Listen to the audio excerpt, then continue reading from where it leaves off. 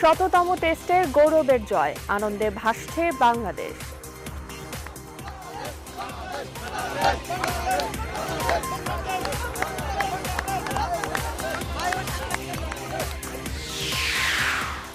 Match সেরা Tamim, series সেরা সাকিব, জয়ের নেপথ্যে দলীয় পারফরম্যান্স।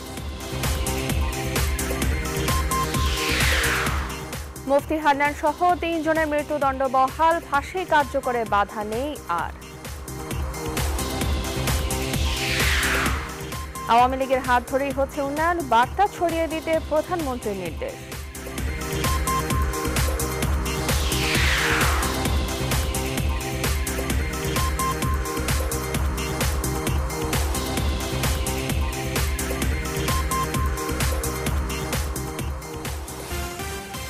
ক্রিকেটের গৌরবের জয়ে অভিনন্দন সহ স্বাগত নিউজ 24 সংবাদে। আপনাদের সঙ্গে আছে আমি যোজনা আফরিন। দেখছিলেন শরিয়া ভিত্তিক ইউনিয়ন ব্যাংক লিমিটেড সংবাদ শিরোনাম। কলম্বোর শততম টেস্টে গৌরবের জয় ছুঁয়ে দিল পুরো বাংলাদেশকে। আবারও উন্মাদনায় ভাসল ক্রিকেট ভক্তরা। টেস্টের পঞ্চম দিনে শ্রীলঙ্কার দেয়া 191 রানের টার্গেটে 4 উইকেটের রোমাঞ্চকর জয় তুলে নিল সাকিব, তামিম, সাব্বির, মোস্তাফিজরা। পিসার ওভালে স্মরণীয় লঙ্কা জয়ের বাকিটা জানাচ্ছেন Tapas চুবায়ের। There's a sweep and it's gone through him. It's going to come back for the second run and there it is for Bangladesh. Square লেগে মিরাজের সুইপ করলেন মাত্র 2 রান, তার মূল্য যেন 2টি সেঞ্চুরির চেয়ে বেশি। কেননা পিসারা ওভালে যে রেকর্ড বইয়ে নতুন পাতা খুলেছে টাইগাররা। শততম টেস্টে শ্রীলঙ্কাকে 4 উইকেটে হারিয়ে ইতিহাসের চতুর্থ দেশ হিসেবে জয়ের পাতায় নাম তোলা দল এখন বাংলাদেশ। এর আগে ঐতিহাসিক এই টেস্টের শেষ দিনের সকালটা মোটেও সহজ ছিল না টাইগারদের জন্য। 8 উইকেটে 268 থেকে আগের দিনের 2 অপরাজিত ব্যাটসম্যান দিলরুয়ান পেরেরা ও সুরঙ্গা লাকমলের 80 রানের পার্টনারশিপে দলীয় স্কোর 300 ছাড়ায় শ্রীলঙ্কা। 319-এ অল আউট লঙ্কানরা তাই 191 রানের টার্গেটই ছুড়ে দিতে সক্ষম হয় বাংলাদেশকে। ছোট্ট এই লক্ষ্যটাও যে কতটা কঠিন তা বুঝিয়ে দিতে মোটেও সময় নেননি লঙ্কান অধিনায়ক রঙ্গনা হেরাত।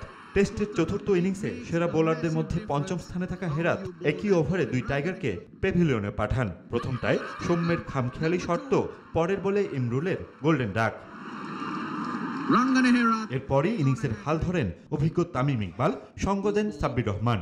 তৃতীয় উইকেট জুটিতে গড়ে ওঠে শতাধিক রানের পার্টনারশিপ। ওয়ানডে মেজাজে ব্যাট চালালেও দারুণ ধৈর্যের পরীক্ষা দেন তামিম সাব্বির দুজনেই। এরই ফাঁকে তামিম তুলে নেন ক্যারিয়ারের 22তম টেস্ট হাফ সেঞ্চুরি। 109 রানের পার্টনারশিপের পর 82 করে তামিম ফিরলে তৃতীয় উইকেট হারায় বাংলাদেশ। জুটি ভাঙার পর বেশিক্ষণ ক্রিজে থাকতে পারেননি সঙ্গী সাব্বির রহমানও। 41 করে মিডল অর্ডার ব্যাটসম্যান ফিরলে কিছুটা চাপে পড়ে বাংলাদেশ। পঞ্চম উইকেটে ক্রিজে প্রথম ইনিংসে সেঞ্চুরিয়ান সাকিব আল হাসান, সঙ্গী অধিনায়ক মুশফিক। টাইগার দল জয় থেকে মাত্র 29 রান দূরে, তবে 15 করে বোল্ড হয়ে যান সাকিব। চাপটা যেন আরেকটু বাড়ে টাইগার দলে। ষষ্ঠ উইকেট জুটিতে প্রথম ইনিংসে দারুণ ব্যাট করা ডেবুটেন্ট মোসাদ্দেক হোসেনকে নিয়ে জয়টা প্রায় মুঠোয় নিয়ে আসেন অধিনায়ক মুশফিক। শেষটায় মিরাজকে নিয়ে জয়ের আনুষ্ঠানিকতা সারেন টাইগার দলপতি মুশফিকুর রহিম। তাপস চুবায়ের, নিউজ 24, ঢাকা। এদিকে দলগত পারফরমেন্সের কারণে এমন ফলাফল সম্ভব হয়েছে বলে জানিয়েছেন বাংলাদেশ দলের অধিনায়ক ও কোচ। টাইগার কাপ্তান মুশফিক জানালেন, প্রথম ম্যাচের পর কিছুটা হতাশা কাজ করলেও দ্বিতীয় ম্যাচে খেলোয়াড়রা খেলেছেন পরিকল্পনা মতোই, আর তার ফলেই ম্যাচ বের করে আনা সম্ভব হয়েছে। দলের খেলোয়াড়রা দুর্দান্ত পারফর্ম করেছে। বিশেষ করে দলগত পারফরমেন্সের কারণেই আমরা জয় পেয়েছি। আর বলতে গেলে আমরা ওয়ানডে ও টি20-র মতো টেস্টে নিজেদের এতদিন মেলে ধরতে পারিনি। আশা করি এই জয় আমাদের সামনের পথ চলায় বাড়তি অনুপ্রেরণা যোগাবে। সিরিজ খেলতে আসার আগে আমরা টেস্ট সিরিজ জেতার লক্ষ্য নিয়ে এসেছিলাম, তবে প্রথম ম্যাচের পর আমরা কিছুটা হতাশ হই। কিন্তু দ্বিতীয় ম্যাচে ছেলেরা ঘুরে দাঁড়ায়, দুর্দান্ত খেলেছে তারা। এখন আমরা সামনের দিকে মনোযোগ দিচ্ছি। ঐতিহাসিক শততম টেস্ট ম্যাচটা যে জিততেই হয় তাদের। 16 কোটির দেশে আনন্দের বন্যা এনে দিতে তাই তো চেষ্টার কমতি রাখেননি টাইগাররা। সাকিব, তামিম, মুশফিক, মুগ্ধ পুরো জাতি। বিজয়ের গল্প লেখা এই বীর সেনাদের বাকিটা ডেস্ক রিপোর্টে। বাংলার প্রাণ সাকিব আল হাসান শততম টেস্ট গাইল তার জয়গান। কলম্বো টেস্টের দ্বিতীয় দিনের শেষ আলোতে নাইট ওয়াচম্যান তাইজুল ফিরে গেলে ব্যাটিংয়ে নামে সাকিব। আগের দিনের মারমুখী খেলার সমালোচনা রাত পোহাতেই যেন বদলে দিল সাকিবকে। তুলে নিলেন টেস্ট ক্যারিয়ারের পঞ্চম শতক। তার ব্যাটের সুবাদে বাংলাদেশ গড়ল বড় রানের লিড। টাইগারদের রানের চাপ সরিয়ে নিয়ে নতুন লক্ষ্য বেঁধে দিতে ব্যাটিংয়ে নামে হেরাতের দল। এবার অন্য ভূমিকায় সাকিব। ঘূর্ণি বোলিংয়ে 4 লঙ্কা ব্যাটসম্যানকে তুলে নিলেন 74 রান দিয়ে। প্রথম ইনিংসের 2 উইকেট মিলে সাকিবের ঝুলিতে 6 উইকেট এবং গায়ে নিলেন সিরিজ সেরার তকমা। 191 রানের লক্ষ্য এবার আস্থার প্রতীক হয়ে দাঁড়ালেন তামিম ইকবাল। নিজের প্রথম ইনিংসে 1 রানের জন্য ছিল 50 না পাওয়ার আক্ষেপ। দ্বিতীয় ইনিংসেও সেঞ্চুরি থেকে দূরত্ব 18 রানের। তাতে কি 7-4 আর 1 ছক্কায় আঁকা 82 রানের যে চিত্রপট, তার সামনে ফিকে হতে পারে আরও শত টেস্টের শত শতক। ম্যাচ সেরা তামিম ইকবালের নামটা লেখা থাকবে বাংলা ক্রিকেটের বাইবেলে। এই ছবিটা দেখলে পরিষ্কার হয়ে যায় নিজের সেরাটা দিতে কি না করেন মুশফিক। তারপরও উইকেটের পেছনে থাকা না থাকা নিয়ে কথা হয়তো চলতে থাকবে। কিপিং নিয়ে প্রশ্ন থাকলেও ব্যাটিংয়ে স্বচ্ছতা রাখলেন মুশি। তৃতীয় টেস্টে তার সংগ্রহে 193 রান। গোলের দুঃখ কাটালেন কলম্বোতে এসে। শতক হাঁকানো সাকিবের সঙ্গী হয়ে তুলে নিয়েছেন আরও একটি অর্ধশতক। কখনো কখনো বড় ইনিংসকেও হার মানিয়ে দেয় ছোট রানের ইনিংস। শেষ সময়ে এসে মুশির 22 রান করা ইনিংসটাই টেস্ট অধিনায়কের ক্যাপ্টেন স্নকের মর্যাদা এনে দেয়। জয়ের হাসি হাসলেন মুশি, হাসালেন পুরো দেশকেই। Desk report, news 24। টাইগারদের শততম টেস্টে জয়ে উল্লাসে মাতল সারা দেশ। টাইগারদের এমন জয় যেন বাংলাদেশের প্রতিটি মানুষের। উচ্ছ্বসিত ভক্তদের কথা জানাচ্ছেন তৌহিদুল ইসলাম। শততম টেস্ট জয় ইতিহাসের সাক্ষী হতে পারাটা আমাদের জন্য আজকে অনেক বেশি আনন্দের।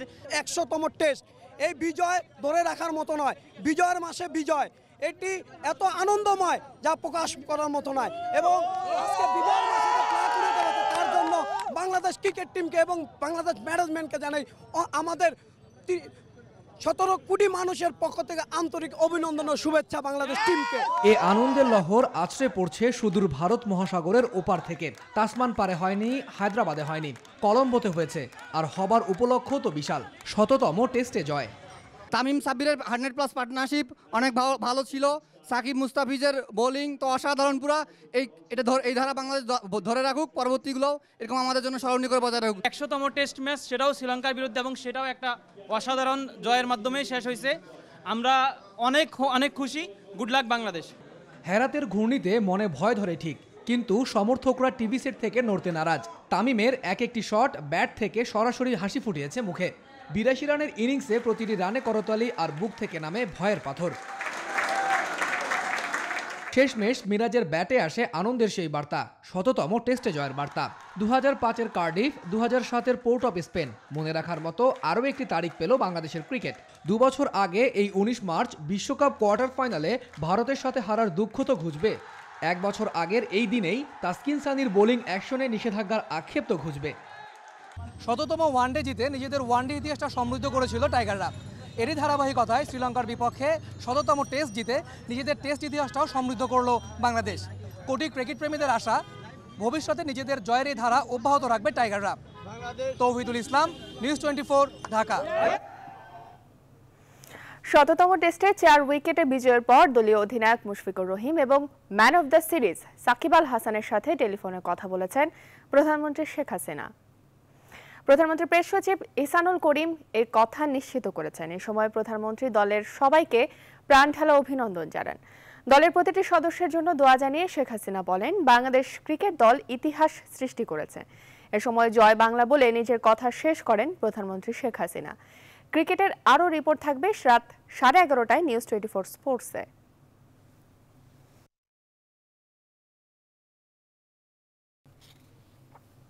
এবার অন্য প্রসঙ্গ। 2004 সালে ব্রিটিশ হাই কমিশনার আনোয়ার চৌধুরীর উপর গ্রেনেড হামলায় 3 জন নিহত হওয়ার মামলায় মুফতি হানান সহ 3 জঙ্গির মৃত্যুদণ্ড বহাল রেখেছেন আপিল বিভাগ। রবিবার প্রধান বিচারপতি সুরেন্দ্র কুমার সিনহার নেতৃত্বাধীন 3 সদস্যের আপিল বিভাগ রায় পুনর্বিবেচনা চেয়ে করা আবেদন খারিজ করে নেন। 2008 সালে নিম্ন আদালতের দেওয়া মৃত্যুদণ্ডাদেশ উচ্চ আদালতে বহাল থাকলে তা পুনর্বিবেচনা চেয়ে আসামিরা এই রিভিউ আবেদন করে। সব আইনি প্রক্রিয়া শেষ হওয়ায় রাষ্ট্রপতির কাছে প্রাণ ভিক্ষা না চাইলে ফাঁসি কার্যকরে আর কোনো বাধা নেই বলে জানিয়েছেন অ্যাটর্নি জেনারেল মাহবুবে আলম। শেষ যে আইনি প্রক্রিয়া, তারা দুটি রিভিউ পিটিশন দায়ের করেছিল এবং সেই রিভিউ পিটিশন দুটি আজকে শুনানিতে লিস্টে ছিল, তালিকাভুক্ত ছিল এবং শুনানি অন্তে দুটি রিভিউ পিটিশনই খারিজ হয়ে গেছে। যেহেতু রিভিউ পিটিশন এখন খারিজ হয়ে গেছে, এখন আর কোনো রকম বাধা নেই জেল কর্তৃপক্ষের কাছে এটা দণ্ড কার্যকর করার ব্যাপারে। আওয়ামী লীগের হাত ধরে দেশের উন্নয়ন সম্ভব, এই বার্তা সবার মাঝে ছড়িয়ে দিতে নেতাকর্মীদের নির্দেশ দিয়েছেন প্রধানমন্ত্রী শেখ হাসিনা। রবিবার সকালে রাজধানীর খামারবাড়ি কৃষিবিদ ইনস্টিটিউশন মিলনায়তনে তাঁতি লীগের সম্মেলনে তিনি এই নির্দেশ দেন। এ সময় তাঁত শিল্পের বিকাশে প্রয়োজনীয় সব সহযোগিতার আশ্বাস দেন সরকার প্রধান। আরও জানাচ্ছেন তানজিম মেহেদী। 2003 সালে আওয়ামী লীগের সহযোগী সংগঠনের স্বীকৃতি পায় বাংলাদেশ তাঁতি লীগ। এবার প্রথমবারের মতো জাতীয় সম্মেলনের আয়োজন করে সংগঠনটি। সম্মেলনে প্রধান অতিথি হিসেবে যোগ দেন প্রধানমন্ত্রী শেখ হাসিনা। প্রধানমন্ত্রী তার বক্তব্যে তাঁত শিল্পের উন্নয়নে সরকারের নানা প্রকল্প ও গৃহীত পদক্ষেপের কথা তুলে ধরেন। বলেন, এই শিল্পের বিকাশে প্রয়োজনীয় ব্যবস্থা নেবে সরকার। আমি কিন্তু প্রধানমন্ত্রী হওয়ার পরে ওই ফ্রেঞ্চ শিফন কখনো পরি না। আমাদের তাঁতিদের তৈরি কাপড়, এই কাপড়টাই কিন্তু আমি সবসময় ব্যবহার করি। সরকার প্রধান বলেন, সম্মেলনের মধ্য দিয়ে নেতা হলেই হবে না, দেশ ও জনগণের স্বার্থে কাজ করে নেতা হতে হবে। যে বিষয়ে সংগঠন করছেন সেখানে সেই সম্প্রদায়ের মানুষের যাতে কল্যাণ হয়, উন্নতি হয়, সেদিকে বিশেষভাবে দৃষ্টি দেবেন। এটা একান্তভাবে প্রয়োজন, কারণ সংগঠন করা মানে শুধু নেতা হয়ে বসে থাকা না। প্রধানমন্ত্রী বলেন, যে দল সংগ্রামের মধ্য দিয়ে স্বাধীনতা এনে দেয়, মানুষের অধিকার এনে দেয়, তারাই দেশের উন্নয়নে কাজ করে। আওয়ামী লীগই যে একমাত্র এই দেশের উন্নয়ন করে এবং করতে পারে, এবং সেটা যে আজকে প্রমাণ হয়েছে, বা বাংলাদেশের মানুষ যে আজকে একটু উন্নত জীবন পাচ্ছে, দুবেলা পেট ভরে খেতে পাচ্ছে, এটা যে একমাত্র আওয়ামী লীগ সরকারই দিতে পারে, এই কথাটা, এই বার্তাটা পৌঁছে দিতে হবে গ্রামগঞ্জের মানুষের। সুষ্ঠু কর্মপরিকল্পনা নিয়ে এগুলে সাফল্য নিশ্চিত বলেও মন্তব্য করেন শেখ হাসিনা। এই শিল্পটা আরো যাতে উন্মুক্ত হয়। তানজির মেহেদী, নিউজ 24, ঢাকা। চট্টগ্রাম অঞ্চলে জেএমবির দায়িত্বে রাজশাহীর বাগমারার মুসা। স্থানীয়ভাবে জেএমবিকে সংঘটিত হামলার ছক চলে তারই নির্দেশে। পুলিশ এটি নিশ্চিত, তবে জেএমবির এই শীর্ষ নেতার পাসপোর্ট পাওয়া নিয়ে বিস্ময় দেখা দিয়েছে পুলিশের। আর পররাষ্ট্র প্রতিমন্ত্রী বলছেন, বিষয়টি তদন্ত করে ব্যবস্থা নেওয়া হবে। রাজশাহী থেকে আরও জানাচ্ছেন কাজী সাহেব। সারা দেশে যখন জঙ্গিদের বিরুদ্ধে অভিযান চলছে, তখন পুলিশের চোখ ফাঁকি দিয়ে দেশের বাইরে যেতে পাসপোর্ট নিয়েছে জঙ্গি নেতা মুসা। পুলিশের তদন্ত ছাড়াই জেএমবির এই শীর্ষ নেতার পাসপোর্ট পাওয়ায় বিস্মিত পুলিশ। অ্যাকচুয়ালি এটা 2015 সালের ডিসেম্বরের দিককার ঘটনা। ওই সময় সে পাসপোর্টটা পেয়েছে, বাট তার স্থায়ী ঠিকানা বাগমারা হলেও অ্যাকচুয়ালি আমরা রাজশাহী ডিএসবি, রাজশাহী জেলা পুলিশের ডিএসবি, জেলা বিশেষ শাখা, আমরা কিন্তু কোনো ভেরিফিকেশন করিনি। মানে সে পেয়ে গেল কিভাবে, ভেরিফিকেশন ছাড়াই? এইটি আমার বলার কিছু নাই, কারণ সে কিভাবে এটা অ্যারেঞ্জ করছে, ম্যানেজ করছে, সেটা ভালো বলতে পারবে। মাইনুল ইসলাম মুসার বাড়ি রাজশাহীর বাগমারায়। 2004 সালে যোগ দেয় জেএমবিতে। এখন এই মুসা চট্টগ্রামের আঞ্চলিক প্রধানের দায়িত্ব পালন করছে। মিরপুরের রূপনগরে পুলিশের অভিযানে মুসার স্ত্রী ও সন্তান আত্মসমর্পণ করে, তবে সেখানে পাওয়া যায়নি মুসাকে। পুলিশের ধারণা, মুসা পাসপোর্ট পেলেও দেশের মধ্যে আত্মগোপন করে আছে। আর জেএমবির এই শীর্ষ নেতার পাসপোর্ট পাওয়ার বিষয়টি তদন্ত করে দেখার কথা জানালেন পররাষ্ট্র প্রতিমন্ত্রী। মুসা যিনি পাসপোর্ট নিয়েছেন, প্রথম কথা হলো পাসপোর্ট অধিদপ্তর ইস্যু করেন। আর এই ক্ষেত্রে যারা বলছেন পাসপোর্ট যদি ইস্যু হয়েও গিয়ে থাকে, এটা নিশ্চয়ই সরকার জঙ্গিবাদের বিষয়ে কোনো ক্ষেত্রেই কোনো ছাড় নয়, জিরো টলারেন্সের অংশই এটি। এবং যারা এটা ইস্যু করেছেন নিশ্চয়ই এটা তদন্ত হবে, এবং যদি তদন্তে কিছু আসে বের হয়, তাদের বিরুদ্ধে শাস্তিমূলক ব্যবস্থা গ্রহণ অবশ্যই আশা করি নেওয়া হবে। তবে রাজশাহী পুলিশ জানিয়েছে, মুসাকে গ্রেপ্তারে তাদের চেষ্টা চলছে। সেই সঙ্গে জেএমপির 300 সদস্যের নামের তালিকা নিয়ে মাঠে কাজ করছে পুলিশ। কাজী সাহেদ, নিউজ 24, রাজশাহী। এদেশের মানুষ যে কোনো সন্ত্রাস, উগ্রবাদ ও জঙ্গিবাদের বিরুদ্ধে। বলেছেন বিএনপি মহাসচিব মির্জা ফখরুল ইসলাম আলমগীর। তিনি আরও জানান, বিএনপি সবসময় নির্বাচনের জন্য প্রস্তুত, এজন্য পরিবেশ তৈরি করতে হবে সরকারকে। রবিবার ঠাকুরগাঁয়ে দলীয় নেতাকর্মীদের সাথে মত বিনিময় শেষে এসব কথা বলেন মির্জা ফখরুল। বাংলাদেশে সাধারণ মানুষ কখনো প্রশ্রয় দেবে না। বাংলাদেশের মানুষ যে কোনো র্যাডিক্যালিজমের বিরুদ্ধে, যে কোনো সন্ত্রাসের বিরুদ্ধে, উগ্রবাদের বিরুদ্ধে, এবং সেই কারণেই বাংলাদেশের জঙ্গিবাদ কখনোই প্রশ্রয় পায়নি। যদি লেভেল প্লেইং ফিল্ড তৈরি হয়, যদি বিরোধী দলকে প্রচারণা করা এবং নির্বাচন করার সুযোগ সৃষ্টি করা হয়, তাহলে অবশ্যই বিএনপি যাবে। সেটা নিরপেক্ষ নির্দলীয় সরকারের অধীনে ছাড়া সম্ভব না। মানচিত্রে অস্তিত্ব মিললেও খুঁজে পাওয়া যায় না ঠ্যাঙ্গারচরের নাম, অথচ রোহিঙ্গা শরণার্থী স্থানান্তরকে ঘিরে এখন ব্যাপক আলোচনায় এই ঠ্যাঙ্গারচর। দ্বীপটিকে মানুষের বসবাস উপযোগী করতে শুরু হয়েছে নানা অবকাঠামো নির্মাণ কাজ। জেলা প্রশাসন বলছে, বাঁধ নির্মাণ আর যাতায়াত সুবিধা নিশ্চিত করতে পারলে নতুন এই ভূখণ্ডকে ঘিরে জন্ম নেবে বিপুল সম্ভাবনা। মিজানুর রহমানের ক্যামেরায় ধারাবাহিক প্রতিবেদনের শেষ পর্বে বিস্তারিত জানাচ্ছেন ফখরুল ইসলাম।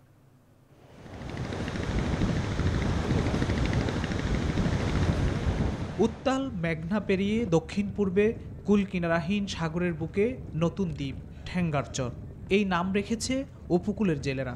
দেশের মানচিত্রে এখনও খুব দুর্বল অস্তিত্ব এই দ্বীপের, আর ঠ্যাঙ্গারচর নামটির কোনো অস্তিত্বই নেই।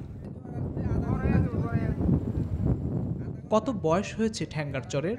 বন বিভাগের হিসেবে 15 বছর, তবে স্থানীয় জেলেরা বলছে 20 বছর। রোহিঙ্গা শরণার্থী স্থানান্তরকে ঘিরে গত 8 ফেব্রুয়ারি প্রধানমন্ত্রী সামরিক সচিব দ্বীপটি ঘুরে দেখেন। এরপরেই সেখানে গড়ে তোলা হয় অস্থায়ী জেটিঘাট ও হেলিপ্যাড। পাশাপাশি চলছে নৌবাহিনীর জরিপ কাজও।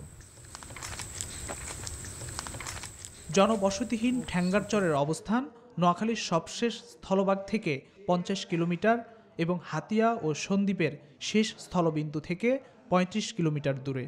যাতায়াতের দিক থেকে দুর্গম আর ঝুঁকিপূর্ণ এই দ্বীপকে ঘিরে উপকূলের জেলেদের রয়েছে অনেক সুখস্মৃতি।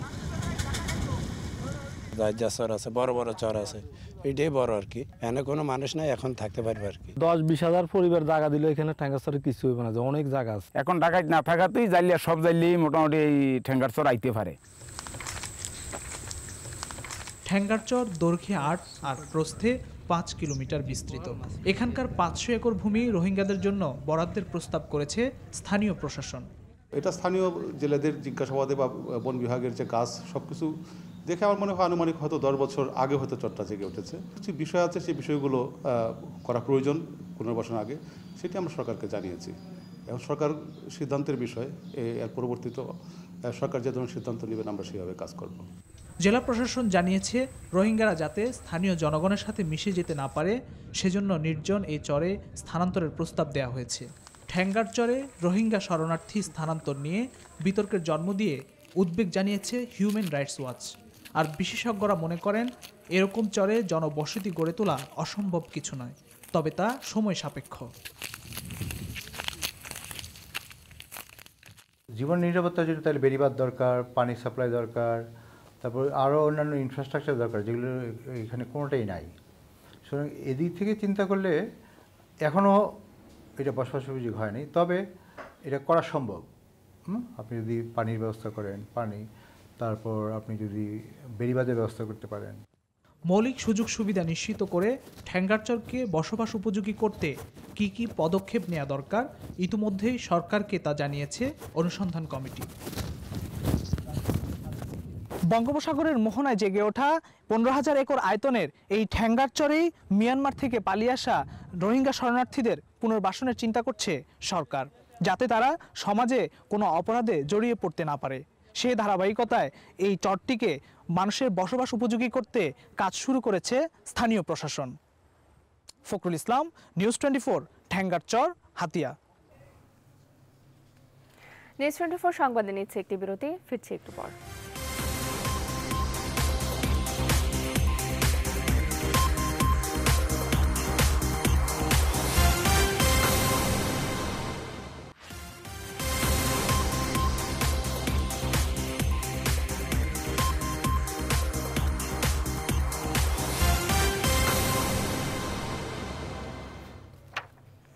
আবারও স্বাগত, দেখছেন নিউজ 24 সংবাদ।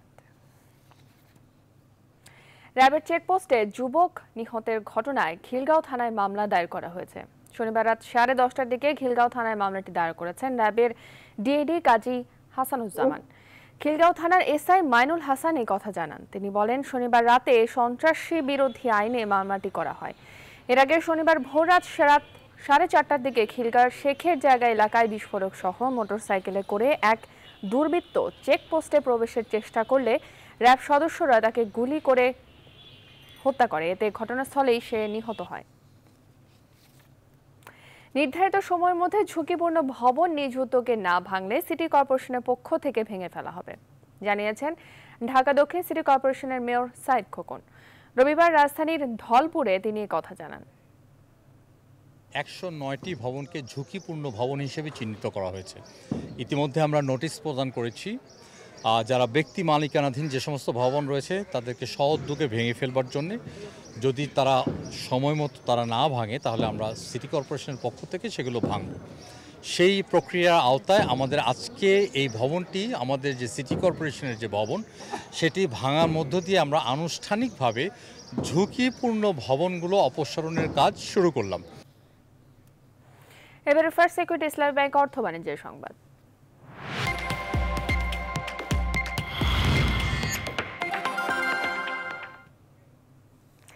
দেশীয় নানান পণ্য কিনতে ও দেখতে এসএমই মেলায় দিনে দিনে ক্রেতা দর্শনার্থীদের সংখ্যা বেড়েছে।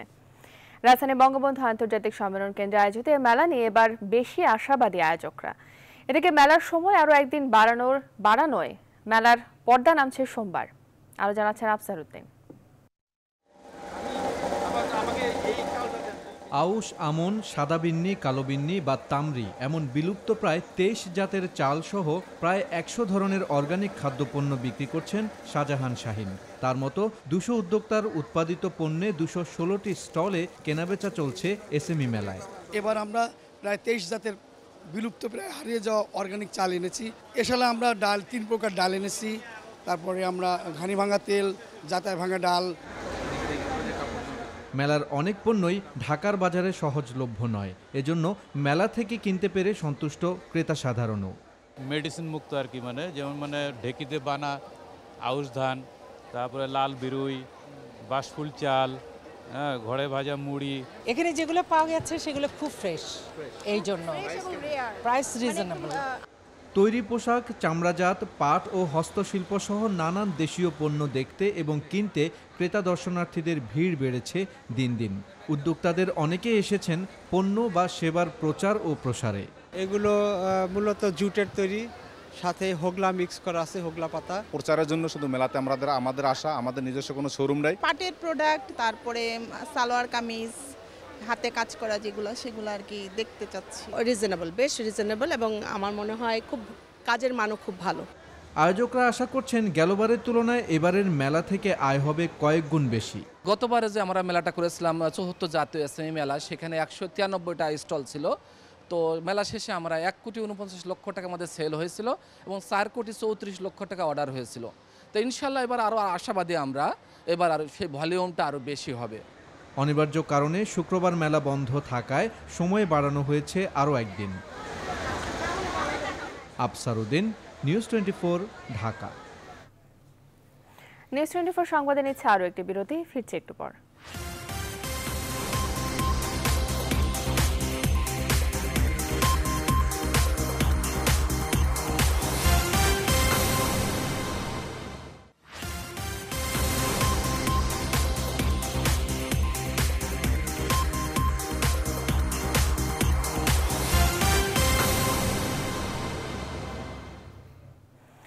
বিরতির পর আবারও স্বাগত, দেখছেন নিউজ 24। এবারে আন্তর্জাতিক প্রসঙ্গ।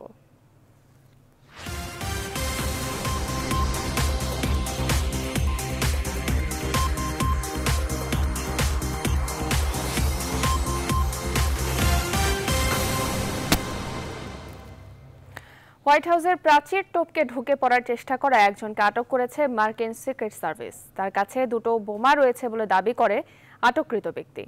আটককৃত ব্যক্তির পরিচয় এখনও প্রকাশ করেনি পুলিশ। তার বিরুদ্ধে কোনো অপরাধ মামলা হবে কিনা সে বিষয়েও নিশ্চিত তথ্য পাওয়া যায়নি। যে সময় এই ঘটনা ঘটে প্রেসিডেন্ট ডোনাল্ড ট্রাম্প তখন ফ্লোরিডায় ছিলেন। গত 10 মার্চ আরেকজন ব্যক্তি কাঁধে ব্যাগ নিয়ে হোয়াইট হাউসের প্রাচীর টপকে ঢুকে পড়ে। তখন প্রেসিডেন্ট ট্রাম্প ও তার পরিবার হোয়াইট হাউসে অবস্থান করছিলেন। এদিকে গত এক সপ্তাহে দ্বিতীয়বারের মতো এমন ঘটনা ঘটায় হোয়াইট হাউস নিরাপত্তা হুমকির মুখে রয়েছে বলে আশঙ্কা করছেন গোয়েন্দারা।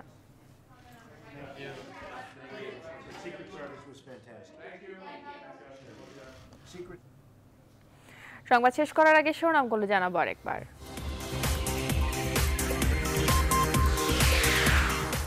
শততম টেস্টে গৌরবের জয়, আনন্দে ভাসছে বাংলাদেশ।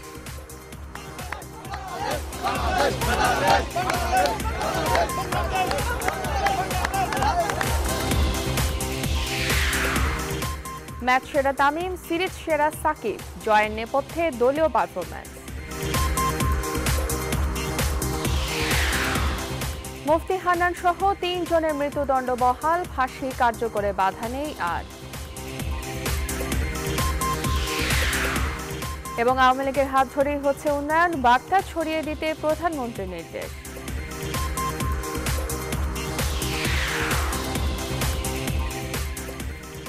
এই ছিল এখনকার মতো। এরপর দেখবেন নিউজ 24 বিনোদন। এতক্ষণ সঙ্গে থাকার জন্য ধন্যবাদ।